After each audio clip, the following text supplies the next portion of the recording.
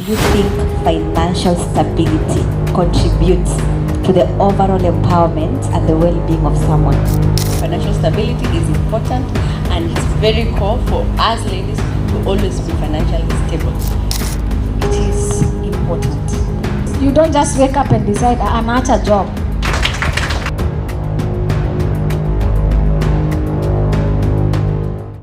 Thank you so much.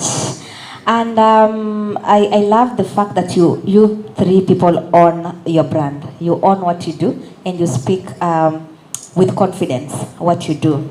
And that got me thinking, as women who are empowered, do you think financial stability contributes to the overall empowerment and the well-being of someone? Do you think having money contributes to all these things? Anyone can start. Sorry for blasting you. Yeah, financial stability is very important because one, it helps to relieve stress, because especially when you're in business, you can't really work so much if you do not have finances. Okay, and for you even to be able to work, then you have to make sure that you have a base, a financial base that will help you, because for business to grow, you need to invest. You need maybe to buy stock. You need maybe to do marketing and very many other things. So it's very important to have financial stability. Yeah. Yes, it is important. You have, for ladies, we have to be financially empowered. Through the challenges of life, you have to have something. Because when the ups and downs of life come, if you are stable, you will at least utajaribu, you will utasimama. But if you are uko chini sana, itakuwa ngumu, lakini you have to. There's no other way. But for me, financial stability is important, and it's very core for us ladies to always be financially stable. Yeah, I love that, because I believe, let me tell you, being financially enabled, we call that in LPP. We don't say we are broke ama tuko na pesa, tunasemanga we are financially enabled. So being financially enabled, itakutenga for unnecessary drama. And I think for us women, especially being in a society where we are centered around men, unfortunately, and I'm happy that we are really coming out of that. If you don't have money, you go with anything. And I remember I used to listen to one speaker from Nigeria. She's a powerful woman, and nimemsahau jina lake, but she's a powerful woman, and she was saying, for you to submit, as Eva was saying, you need to be powerful. And she gave an example that if today you tell your husband, I want to go to Nairobi to see my parents, and you have money, and it's all a matter of you booking a ticket. Inaweza kuwa ndege, inaweza kuwa basi, but uko na pesa, wataka kwenda kuangalia wazazi wako, and then you tell your husband, I want to go and see my parents, and your husband says no, and you say, okay, sawa, for whatever reason we can discuss, okay, sitaenda. That is submission. You are powerful, you're submitting. You have the ability to pay ticket, but you've not paid, because you're submitting. You're saying, I know that I can do it, but I am putting my reasons aside kwanza. Not that they are not important, but I'm putting your requests because I believe there is a good reason for saying I shouldn't go. But if you don't have money in your account, even 1 shilling, and you tell your husband, I want to go to Nairobi, and he says no, my friend, you are obeying. You are not submitting. Because we never know, kama ungekuwa na pesa kama ungeenda ama ungeenda. So submission needs you to be powerful. And I love the fact that from the first conversation, you need to understand that being financially stable contributes a lot to your general well-being. Sindio? Yes. And on that aspect, having money needs you to brand yourself. And that's where Laura comes in. Do you think it's important to brand yourself?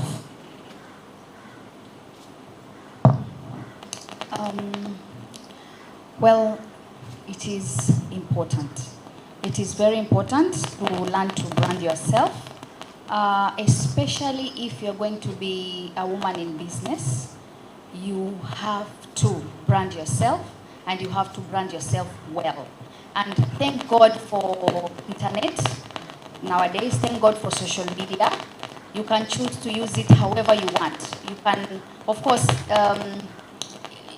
internet iko na, social media iko na madhara yake na pia iko na advantages. So for me, I choose to use it for my advantage, and that is putting myself out there as a brand, holistically, just knowing understanding who I am first. What are my values? I don't let my values be diluted with the image that I put out there. That way, it enables to attract the right type of clients for my business. So it's very important. And then when you brand yourself well out there, in return, it's going to work for your good, because it's going to bring those clients who are going to be able to make you have the money that will make you financially stable. Yeah. And I love, even when you look at her page on Instagram, and I love the fact that as she does makeup for the bride, she always prays for them. And I think that has attracted clients who are, are Christians, let's say. You have also Muslim, but for Christians who come to her, they're always eager to be done makeup by her, because they know that at the end of the day, she's going to pray for them. It's important to have someone who is speaking life to you in the morning of being a bride. Yeah? And I think for personal branding, and that's why people wanted you to be here for that conversation, I think for personal branding is important because it helps you attract the right customers, as you've said, and in long run, you have the best customer. Because I believe if you wanted to attract anyone, you would, with the, I think, thousands of followers that you have. But then you said, your values. You don't let your values be diluted. And so I also want to hear from the rest of the panel to tell us what, especially for you, Mama. You're saying that you retired at 42. What is that decision that you made financially that changed the entire being of your life? Okay, just one more thing to add on financial stability. When a woman is financially stable, it gives you a lot of confidence. Confidence to walk anywhere without feeling like, watanionaje, how do I look, because it doesn't matter how much, it's not about having millions and millions and millions, but you just believing in yourself in whatever financial capacity or stage you are at. Okay, because, in life we all grow. Other people might be, like, someone can become a millionaire at 20. Others become millionaires at 30, 40. Others can become millionaires at 65, like KFC. The owner started at 65, you can imagine. But he still made it and became a millionaire. There are still others who become millionaires at 20. So whatever level you are at, it doesn't matter. As long as you have that financial stability, it gives you confidence to walk into rooms, to walk into even offices, even looking maybe for your orders, or if maybe you're in the corporate for work or anything. Okay, so like I said, I am a teacher. I'm a trained teacher. So I used to teach home science. I used to love home science even when I was a girl. I owe a lot to my mother for mentoring me and standing with me. So along my working life, I taught for 17 years. At the same time, I was still doing hustle. And I think for me, my turning point actually was almost like the second year in employment. I saw the messenger coming with sacking letters for 2 teachers. I was like, hey, okay, so people can get sacked. I didn't know. Don't laugh at me, but I didn't know. I'd grown up in a family. I'd never seen my dad or mom lose jobs, so I didn't really know. So it's like, oh, okay, so this can happen. So for me, that was a stepping stone that, hey, your source of income can just wake up one morning and you don't have a job. Where do you go? Where do you start? So that's when, in college I had done clothing and construction. Actually, my garments, I'm a garment designer also. My garment was even among the best in college, Kenyatta University. So I started stitching. Kidogo kidogo, doing events, kidogo kidogo. Then later on I moved to cake. So by the time I was deciding, I'm leaving employment to get to business, I'd gotten to a point that I really didn't need my salary. You get what I mean? My business was somehow sustaining me. So my salary was just going to the bank. And maybe to just pay chama, you know. And then by that time, I'd also prepared myself. Because you don't just wake up and decide, I'm at a job. No. Don't ever make that financial decision. Because it can turn back on you very badly. Okay, unless maybe you have something to fall back on, or there are circumstances that have forced you. You know, sometimes mtu anapatikana na jambo and you're like, hey, hapa I have to throw myself into the water. If it gets to that point, then you have no choice, but God will help you to wade through.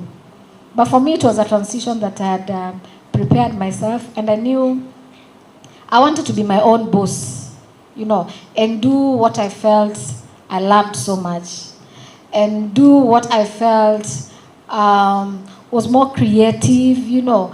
It would really bring out the best of me. And then at that time, there was also that gap in the market for cakes, for good quality cakes. So I'd be very, very busy when schools closed with so many weddings until it was getting a strain on me. So that way, when you try to do that, then it gives you a better overflow. And still you're able to empower yourself. Yeah. Yeah, so I think for you, it wasn't something that was pushed. It was a decision that you made after seeing your business is doing well. Yeah, that is very nice. I don't know about you, Esther. Did you just start in corporate, or have you ever have you ever gotten to a place where you have to make a financial decision that later changed your life? Yes, I have. Mm-hmm. So for me, it was a change. You know, when you're relaxed in marriage and you're tuko sawa, tuko sawa na dropiwa hapo kazini na gari. So jo inagonga uko mdogo, and then so unaona maisha iko sawa. I'm married, I'm having a stable marriage. Nikienda job hakuna ile kuhustle na mama tatu, unaenda unadropiwa hapo nje. So kazi tu kutoka hapo nje kuingia kwa kazini. Unaona watu wakisema kumenyesha uko zile za at least Mungu asante. So that was me. But when sasa niliacha kudropiwa hapo nje, unajua ile watu wamezoea. Ndio Esther ameingia na tu high heels. Unajua vile unaingia na tu high heels, sasa utaki kuvango on the shoes. Hapana, utaki, si ndio? Unataka kuvaa high heels, you are young, you are energetic, but you want to ile kung'ara. Nataka nikifika kazi, yes, niko ule mtu ameng'ara. I remove my high heels so that because I'm a quality person, I'm in production, I change to my workwear. But now when me and my husband parted ways, sina mtu akuni drop, that is one thing. Then ulikuwa umezoea you are living somewhere else, estate, unajua una live estate, now hakuna estate. Utaenda kwa nani? So for me there, and what I normally say is you have to have some people in your life who you can tell them. You see, me, what I normally say is I'm very quick in reacting. Mimi nikiona siendi poa, hapana, hapa haendi vizuri. Why? Because my mom taught me one thing. When something is not going right, you normally know it. Unajuanga, I'm not doing the right thing.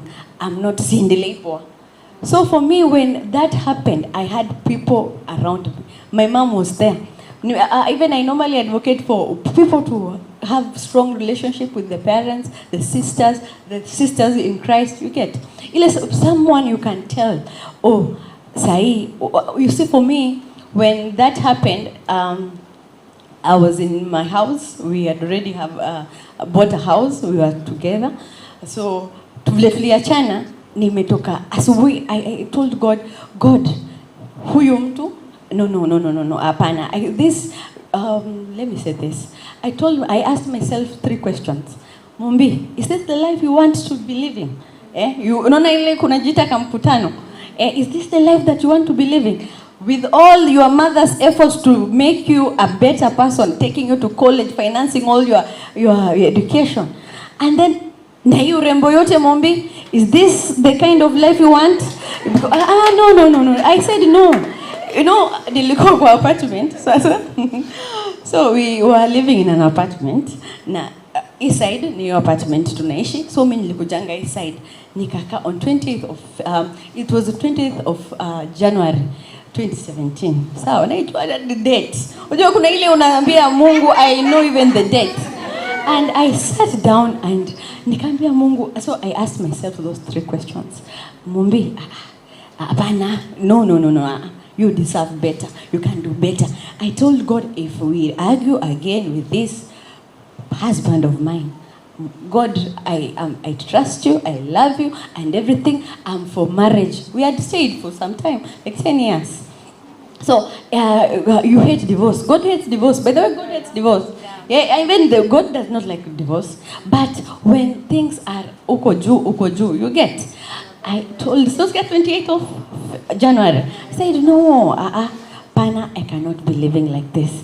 And if this happens again, acha Mungu sasa itakuwa unapenda divorce. I will not. I have to take. So on 5th of on 8th of February, tukaanza kugombana. Nikakumbuka what and normally journal every day. By the way, so many people. Me, I have these books like 20. I journal daily. So if I journal, I tell God, even I cry when I'm journaling. I cry because if you don't have someone to tell, you know, kuna zile uwezi ambia your mom, ati mom nini uwezi ambia mom. Si ndio? Hata kama ni mom mzuri uwezi mwambia the specifics zile zinawasha. So I journal. I tell my God, this and this is happening. And if this, so nilikuwa nimejournal. So what I did is on now 8th of February, I just opened my journal and I told God, unakumbuka tulisema aje? Hii ni ile. Na ulisema I should trust you. I should trust you, and because my mama alinifunzaje, Mombi, you deserve better. And I said bye. Unajua hiyo bye haikuwa ile ati uta nini niliamua. Na the next day vile watu ugombana auendi job, mimi nilikuwa I had completely lost weight. Hadi ile trouser nilikuwa unapata kabisa trouser inacheza. Unajua trouser inacheza, lakini nilikaenda job. I went to work and I told my one best friend of mine, unajua nimetoka home, tumeachana na my ex-husband, and he said, na ukakuja job? Yes. Why nilikuja job? Because kuna marriage life na kuna financial ile mamangu alinifunza. Mamangu haezi taka ati uko na pesa lakini you are tormented. What is that? Even your mom is not happy when you're tormented and you are married but uko sawa. Your parents that like that. So that was my turning point. Wow, let's clap for her. And I think for most women we relate with that. Yes. Especially those who have gone through that. And I love her story because her story relates to mine in some type of way. And I know that so many women who are here are like, sijui mimi pia niende nikatoke. Atukwambi utoke. We are not telling you to go, but circumstances sometimes do force. And sometimes you to become who you are, it needs you to go through something. And even when we began, I was talking about how my life almost crashed in 2023. And that's where Holistic Connect and LPP was born. Sometimes you knowing yourself comes through pain. However the pain will come, you don't know. For her, it was through losing her marriage. For others, it was through whatever reason. So as these women continue speaking, also think about your life. You know, and if there is anything that you can change. Sindio? Yeah, because we're not saying that now if you're going through life, pia sisi tutoke tuende tukatafute pesa tutakuwa matajiri, but we're saying in that process maybe she didn't have the support that she needed, or she didn't have the help that she needed at that time, but maybe you have, you know. So I love the fact that you've shared that, and that takes us to now the relationship with money. You know, you ladies are empowered women, are doing well in your careers, that is entrepreneurship and both corporate. We all want to be people. We want to be the best makeup artists in Coast, Ama in East and Central Africa. We want to be the best employees at our workplace. We want to be the best bakers in Mombasa.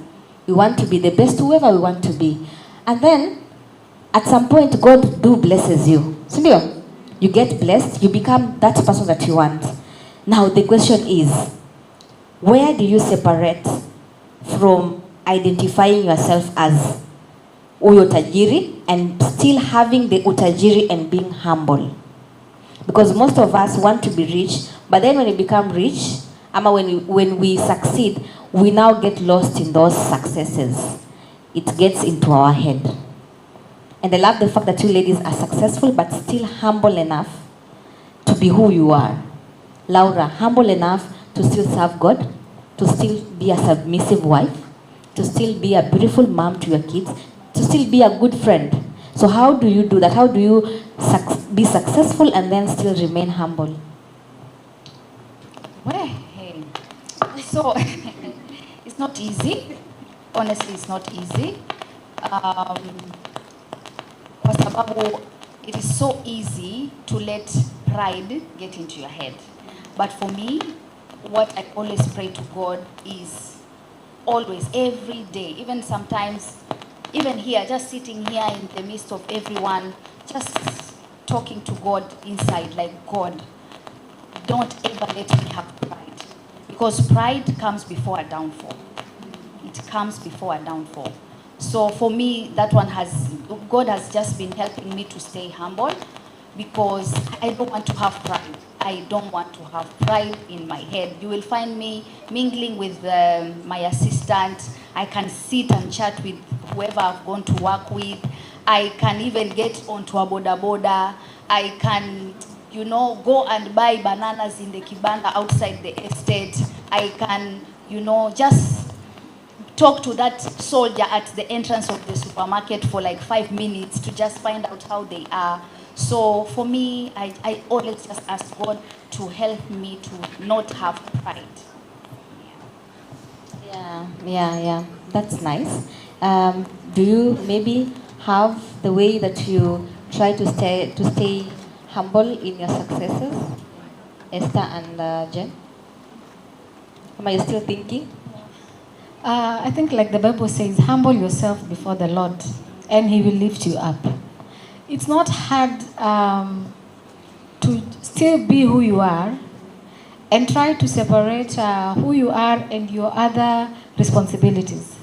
Because like when I get home, before I even get to work, I am who I am there. I am a mother to my kids, isn't it? Before I even become a provider to my clients.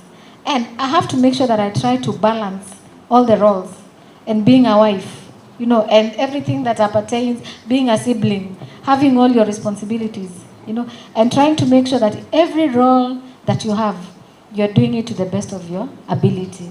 And in everything, you'll always find things just flowing and not letting things get over. Like, the many times I've gone to events, or the many times I have so many clients that some of them I have not met physically. Online, I do work, it's delivered and everything. And the many instances I have gone like to meet a client, they're like, "Oh, so you're Jane. I was expecting someone big, big in stature, and okay, I'm not so small, but I'm short, And they're like, "Oh, you're so down to earth." Why? Because maybe they would expect, "Hey, Jane. Maybe they've heard Jane, hey, that Jane, maybe she's someone who is huge. Maybe she's someone I might not quite relate to."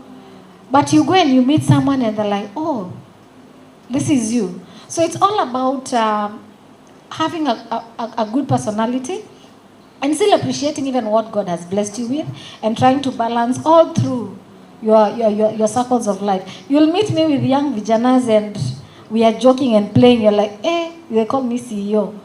You ni CEO wenu? Yeah, because at the end of it, you're still a person. Other than that nature or job or that title of job that you have. Yes, thank you so much. And that has brought a lot of question in my mind. And I'm thinking, there's an aspect that Jen has said, that I still remain a mother, I still remain a wife. But then there's a question that comes, yeah? And I would love to listen from the two of you, being married, and from Esther also, from my experience and what she thinks will happen in her upcoming marriage. There's an aspect that women want to succeed, and we do succeed. But it gets a time where your success is fixed to the person you're married to. So you're successful, but nasikia, wajua bibi nani ni tajiri. Like they associate your success to your husband. Simona hivyo. There are so many women, wife to politicians, they are doing so much, but their successes is associated to them being married to the politician. Sindio? So how do you make sure that your success, as much as you're married and you respect your husband and you are a good wife, but your success is not associated to who you're married to? Because that's where submission now starts trembling. Like where mimi ni mimi, now you want to show yourself that without me, without you, I'm still me. So how do you make sure that as much as you succeed, your success, you still are wife to so and so, but your success is not branded to be because you're married to X? Let's start with Esther, maybe. It's be loud enough.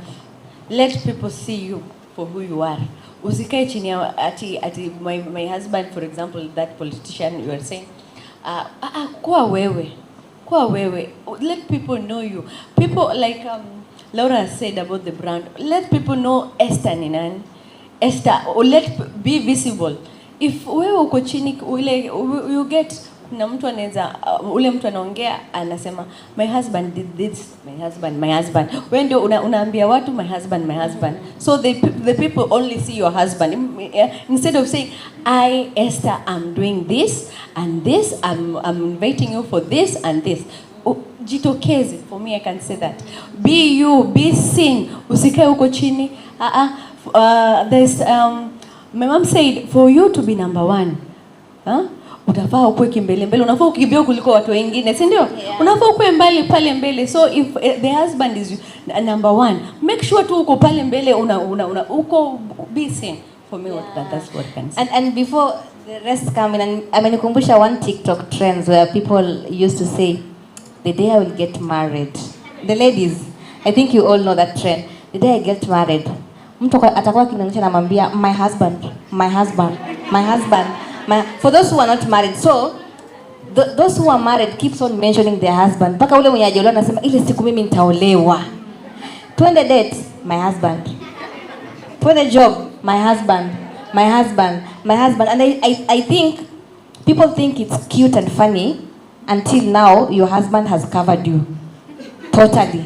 You are not seen. As much as you are so hardworking, but my husband ndio tunamuona. And I love the fact that Esther amesema every time you stand up, my husband A, my husband B, my husband C. It's okay to acknowledge someone, but also brand yourself first before acknowledging the other person. It can be your husband, it can be your mom, it can be your kids, but personal branding starts first. Sindio? Maybe the others can also add. It's important to know your worth. You as an individual, you as who you are, you as Lucy, you as Jane, you as Mary. Know your worth and celebrate your wins. By the way, celebrate your wins. Let people know that you, even if you are Bibia Daktari, you know, like she's saying, my husband, oh, maybe Bibia Daktari, you know, Daktari and I, Wakili and I, you know, before they get to Wakili and I, let that I, you know, let that I stand out. Because even if daktari is there, we appreciate daktari is there, but what about you? You are not his shadow.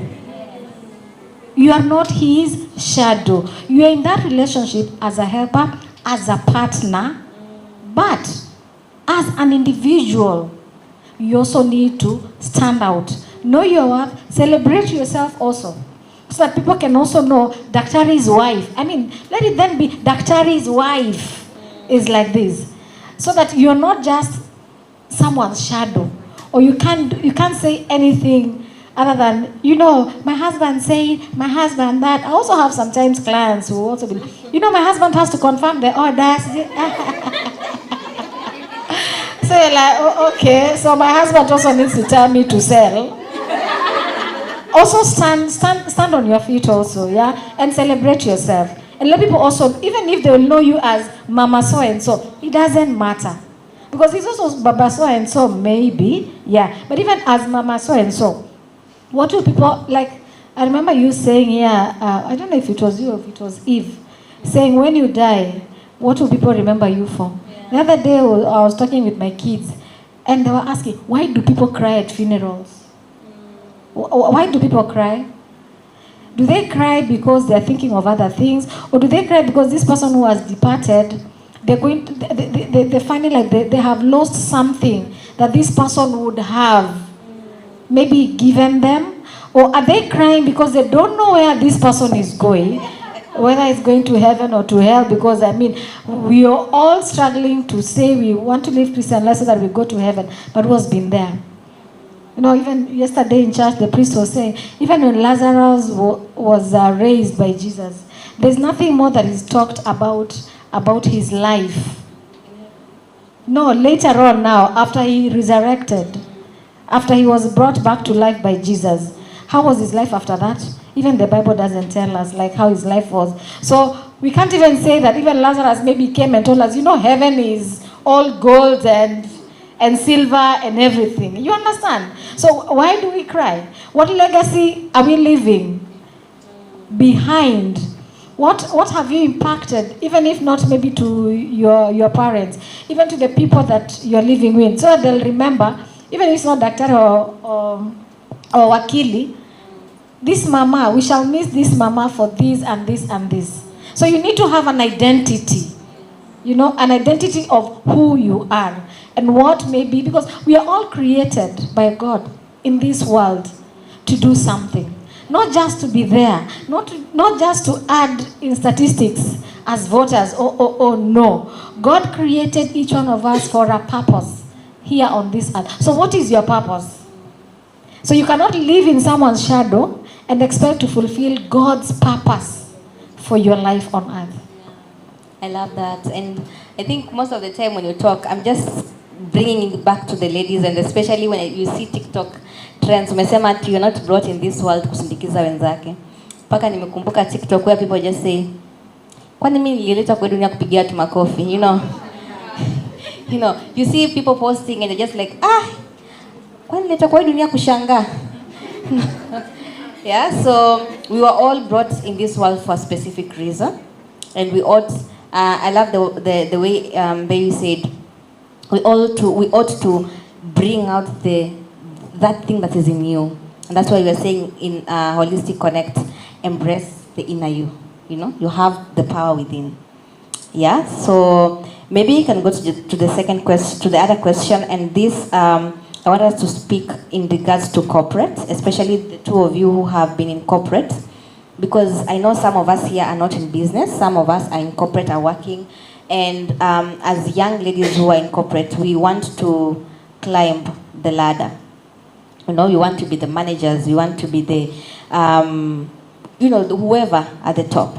Yeah, so my question will be, how do you make sure as a young lady who is joining corporate or who have been in corporate for 1 or 2 years and is looking at climbing hard, how do you make sure that you climb without killing others? So unapanda bila kukanyaga wenzako. Kwa sababu especially women, we have an aspect that for us to climb, we have to backbite. Wenda kumwambia boss, no, so and so, hivi na hivi, ili uonekane mzuri. Sindio? And so we want to climb, but we want to climb without stepping others. So how do you make sure that you do that, especially for you, Esther, who is in the managerial position? How did you get there without really looking at putting the others down for you to climb, making the others your ladder? For me, what I can say is fear God. Fear God. Ogopa Mungu. Because when you do something to your fellow worker or fellow lady, Mungu si ati amelala, anajua kabisa Esther alifanya hivi. Esther is not genuine. This is wrong. Unajua kuna ile unajua hii vile umefanya, umeenda ukasema something. Just be your own judge. What I'm doing, is it right to the angekuwa sister yangu ninaweza mfanyia vitu kama hii? Because yeye kuna mzazi wake na mzazi wake anampenda kama vile your mom loves or the sister loves you. You get? So first fear God and then know exactly where you're heading to. Ukijua pale una head, because so many of us want to be there. So tunataka tukue pale mbele. Lakini if you know and fear God, for me I say fear God. Because obstacles will come or you but if you fear God, you will not backbite unnecessarily. Ile unajua kuna ile backbite mbaya ya kazini. Nani is not performing, nani is not, are you the owner of the company? You are not the owner of the company. And also it's not you who promotes. Even I normally tell my team members, ati mtu anakuja, because I have a team, mtu ati huyu aliniongea mbaya, alienda akaambia boss watu namulizanga, yeye ndio ana promote ama it's God who promotes? It's God who promotes. It's God who sees you. Usi ati unababaika ati ulisema nini? Usibabaike, focus. I want to be the best in this. I want all the ile mtu pale usokumka boardroom meetings, the directors, when directors are talking, waseme Esther, ufikiria about Laura or Jane. No, don't. Fikiria about you. Fear God. Have a clear path. Mimi I know where I'm going. I fear God, so I'll not be there by ile nikichezea watu rough. No. So for me, fear God. Just know where you are going. Yeah, that is nice. And also on that aspect of fearing God and focusing on you, at the end of the day, we still have easy noises from the community. You might be focusing on whatever you are doing, but the noise from the community, from your family members, can you just do like so and so? Can you be like so and so? Work hard, They're forcing you to do things zingine. For some women, in our force, wafanye hizo vitu zenye wanafanya. And so I also want to hear, as much as we are trying to focus and fear God, but the noise are so loud at work, maybe your boss comparing you to so and so. Why can't you just work like so and so? Why can't you be, good like so and so? Ama your parents even comparing you to the siblings? Ama your friends? The noise. So how do you make sure that you block the noise, but still be competitive enough to stand out? Okay. Know where the noise is coming from.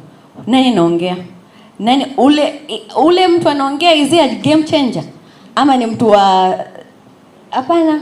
So kuna wale chura, so kumbuka story ya ng'ombe na chura. Unakumbuka ile ni ng'ombe ama akimkunywa maji, chura, mnajua hiyo story?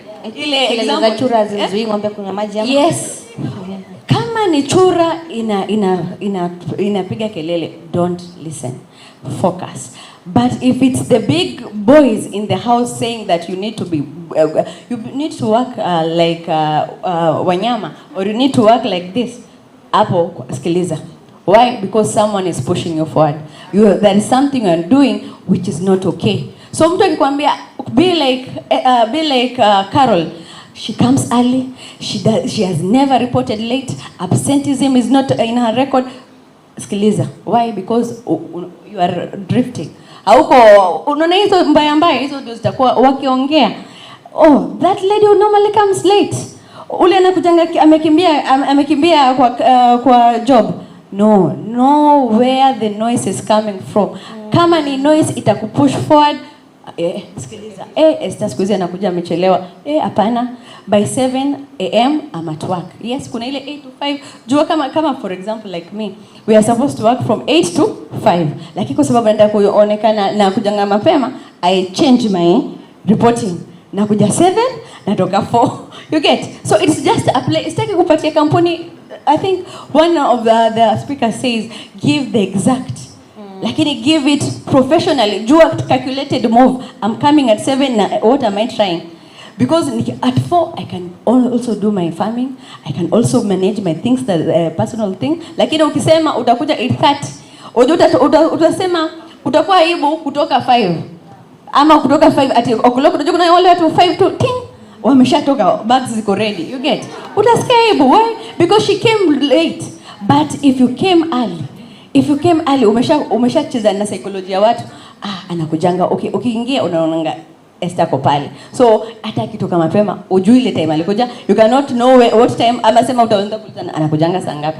So know where the noise coming from exactly.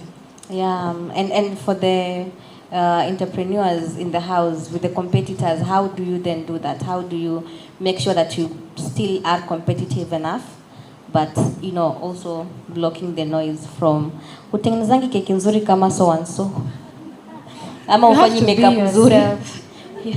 I think you have to be yourself, like what Laura talked about by branding, especially if you are an entrepreneur.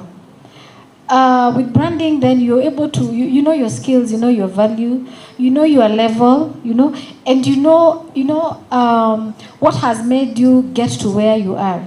For instance, like I've been in this business too long. By the end of this, I think 3/4 of you need to order cake from me because you have not tasted good cake if you've not eaten cake from Jen Bolonzi. All right. Yes. My Facebook page is Albrecht's Designs. You can check those designs there. Albrecht's Designs. Nilikuwa natarajia to travel in September that year 2014, but I was denied visa like I think some few weeks to hiyo September. And the lady who was doing all this, she the only explanation she gave me was your visa was denied. And the way everything had seemed okay. Yani I knew the kind of uniform I was going to wear. I knew the number of other people that I'm going to be in control and like supervising. I'm telling you, I thought like my world was crumbling down. That is the 24 August, I remember, August 2014, I can never forget. So it really got me down. I think I was down for almost 2 weeks of just, I was looking okay, but ndani nilikuwa nimekuwa so broken. I thought like, God, why? Like, see, deal ilikuwa ishaivana. As in, how watu wanini ukupeana, why these are people? But I didn't know that no, God had already ordained, you know, like he knew if I would have left, hakungekuwa na Touch by Laura, because at that time I was not doing makeup na bidii hivyo. Nilikuwa nafanya tu, you know, nafanya tu, you know, but that no, after that nakumbuka around hiyo September, my husband alinikalisha, watu wa my husband. Anyway, yes, I believe God brought us together so that we can fulfill our purpose. So he played a big role. Akanikelisha tu kwa mkutano, akaniambia lakini wewe, unajua what God has already placed in your hands, atatumia tu na usijali, you just, hata hiyo mambo ya safari. I knew alikuwa yajitetea because we could have been at a long distance relationship. So at that moment, mimi nilikuwa namsikiza na ile like, wewe nawe wajipenda, you just want me to be here and yet I can go in another country and still work, you know. But I'm telling you, it changed everything. Of course, Touch by Laura was not born that September, but over a period of months after that, that's when I decided, by the way, me I'll just give my all to makeup. Wacha hata niache mambo ya kuangalia mbali, because ningeenda kule kweli singefanya makeup, because I was going to work in a spa and manage a spa, people doing pedis, money, massages, blah blah blah. But mimi na kile kipawa Mungu amenipa, kingekuwa kidogo nimeenda nikakikalia, you know. So yes, it was a no, but it was at the right time. Over time, of course, now looking back, I think I realized it after like 3 years of Touch by Laura later. Sasa Touch by Laura ilivyokuwa imeanza sasa kushika. Like looking back, I was indeed, there had to be that no. If there wasn't that no, singekuwa pale niko sahi. So I'm so grateful to God. Yeah. Thank you so much. That was powerful. And I also want to hear from you ladies. The ladder to success is beautiful. Being called successful is cute and beautiful. But there must be something that you've sacrificed for you to be there where you are. So I want to hear from all of you. What is the cost of being you? As a best baker, as the best makeup artist, and as the boss that you are in that company, what sacrifice did you make?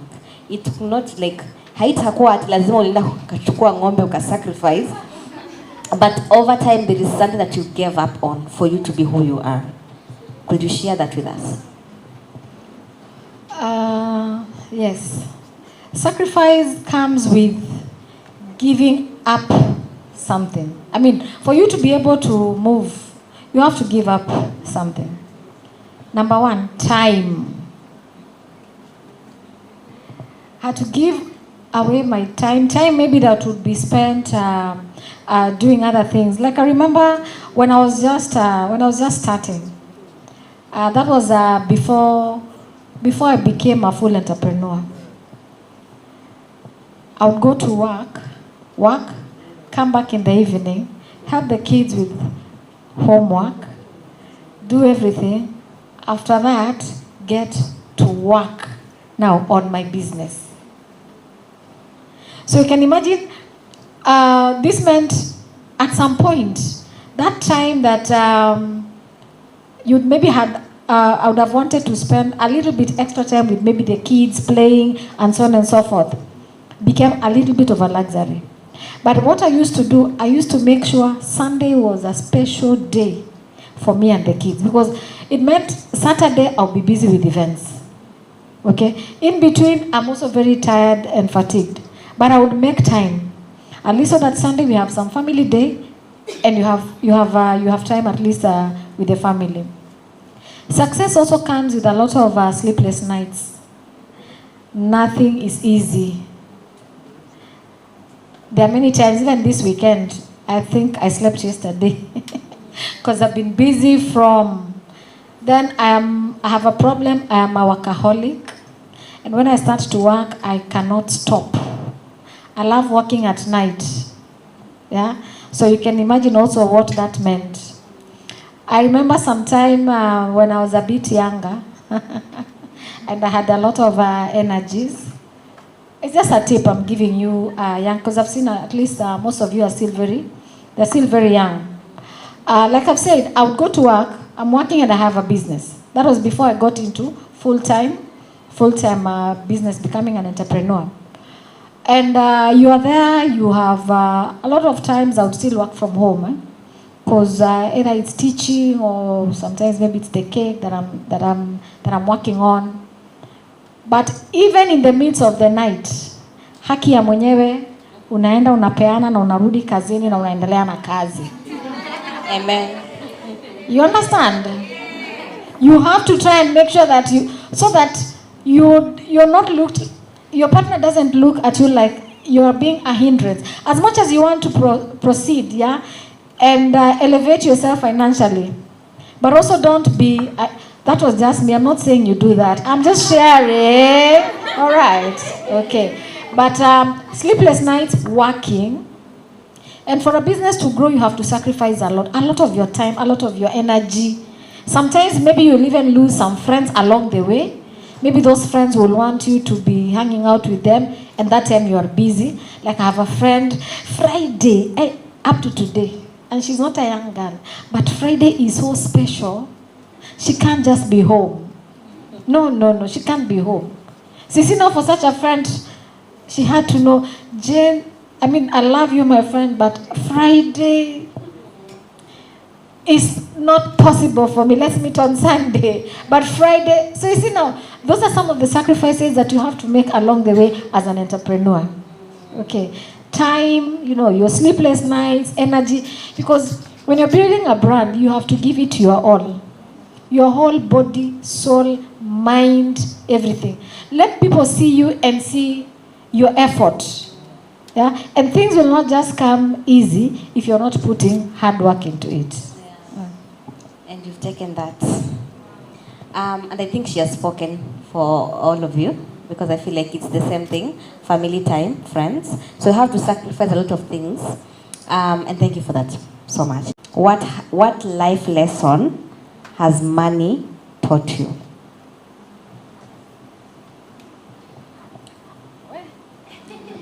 Money comes and goes. Wow, wow. Say it again. Money comes and goes. Thank you. There's nothing wrong with having a salary. There is something wrong when you have the salary alone. Yes. There is something wrong with me. I've taken that. There is something wrong with me. I need to work hard on the others. Siwezi tegemea salary. When you make money, treat yourself.